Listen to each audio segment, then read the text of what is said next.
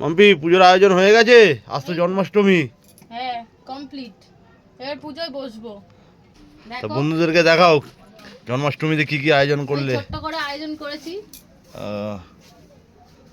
তো বন্ধুরা দেখতে পাচ্ছেন এখানে মাম্পি আমি গোপালের ভোগ সাজিয়েছি। এই সুন্দর করে জন্মাষ্টমী করেছে ছোট্টর মধ্যে। আমার গোপাল খুব ছোট।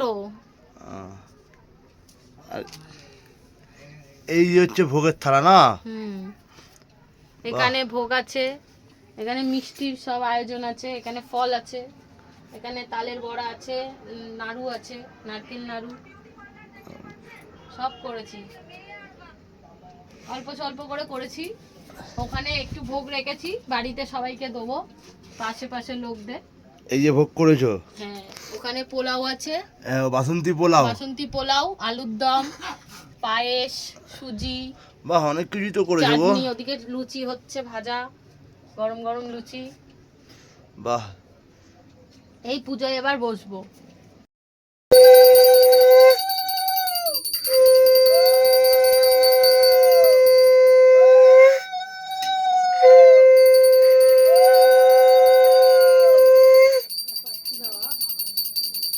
আপনারা কমেন্ট করে জানাবেন আমার গপু সোনাকে কিরম দেখতে লাগছে।